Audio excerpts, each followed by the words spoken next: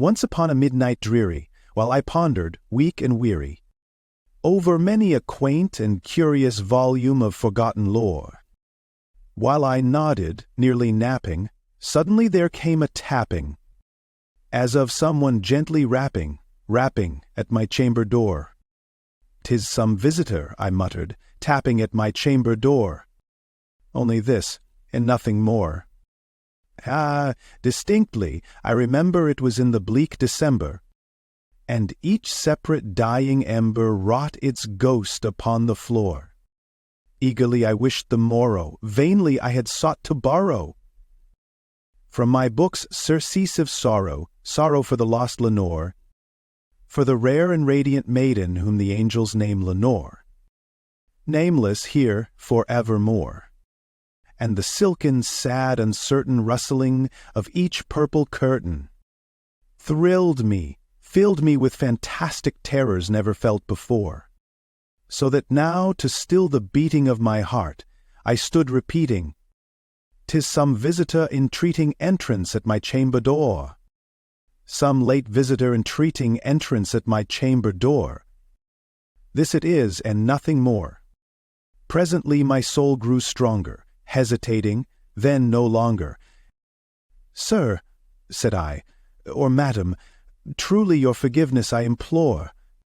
But the fact is, I was napping, and so gently you came rapping, and so faintly you came tapping at my chamber door, that I scarce was sure I heard you. Here I opened wide the door. Darkness there, and nothing more. Deep into that darkness peering, long I stood there wondering, fearing, doubting, dreaming dreams no mortals ever dared to dream before. But the silence was unbroken, and the stillness gave no token. And the only word there spoken was the whispered word Lenore. This I whispered, and an echo murmured back the word Lenore. Merely this, and nothing more. Back into the chamber turning, all my soul within me burning, soon again I heard a tapping somewhat louder than before. "Surely," said I, "surely that is something at my window lattice. Let me see then what there it is, and this mystery explore. Let my heart be still a moment, and this mystery explore. 'Tis the wind and nothing more." Open here I flung the shutter, when, with many a flirt and flutter, in there stepped a stately raven of the saintly days of yore. Not the least obeisance made he, not a minute stopped or stayed he, but with me and a lord or lady perched above my chamber door, perched upon a bust of Pallas just above my chamber door, perched and sat and nothing more. Then this ebony bird beguiling my sad fancy into smiling, by the grave and stern decorum of the countenance it wore.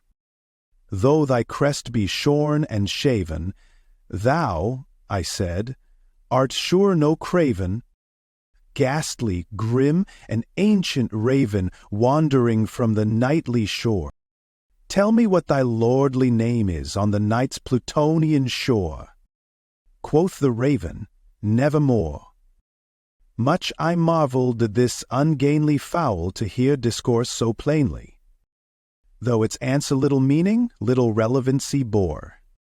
For we cannot help agreeing that no living human being ever yet was blessed with seeing bird above his chamber door, bird or beast upon the sculptured bust above his chamber door, with such name as Nevermore. But the raven, sitting lonely on the placid bust, spoke only that one word, as if his soul in that one word he did outpour. Nothing further than he uttered, not a feather than he fluttered, till I scarcely more than muttered, "Other friends have flown before. On the morrow he will leave me, as my hopes have flown before." Then the bird said, "Nevermore." Startled at the stillness broken by reply so aptly spoken, "Doubtless," said I, "what it utters is its only stock and store, caught from some unhappy master whom unmerciful disaster followed fast and followed faster, till his songs one burden bore, till the dirges of his hope that melancholy burden bore, of never, nevermore. But the ravens still beguiling all my fancy into smiling, start I wheeled a cushioned seat in front of bird and bus and dar. Then upon the velvet sinking, I betook myself to linking. Fancy unto fancy, thinking what this ominous bird of yore, what this grim, ungainly, ghastly, gaunt, and ominous bird of yore meant in croaking nevermore. This I sat engaged in guessing, but no syllable expressing, to the fowl whose fiery eyes now burned into my bosom's core. This and more I sat divining, with my head at ease reclining, on the cushion's velvet lining that the lamplight gloated o'er, but whose velvet violet lining with the lamplight gloating o'er, she shall press, nevermore. Then methought the air grew denser, perfumed from an unseen censer, swung by seraphim whose footfalls tinkled on the tufted floor. Well, I cried, thy God hath lent thee, by these angels he hath sent thee respite, respite, and nepenthe from thy memories of Lenore. Quaff, O quaff this kind nepenthe, and forget this lost Lenore. Quoth the raven, nevermore. Prophet, said I, thing of evil, prophet still, if bird or devil. Whether tempter sent, or whether tempest tossed thee here ashore? Desolate, yet all undaunted, on this desert land enchanted, on this home by horror haunted, tell me truly, I implore, is there balm in Gilead? Oh, tell me, I implore. Quoth the raven, nevermore. Prophet, said I, thing of evil, prophet still, if bird or devil. By that heaven that bends above us, by that God we both adore, tell this soul with sorrow laden if, within the distant Aden, it shall clasp a sainted maiden whom the angels name Lenore. Clasp a rare and radiant maiden whom the angels name Lenore. Quoth the raven, nevermore.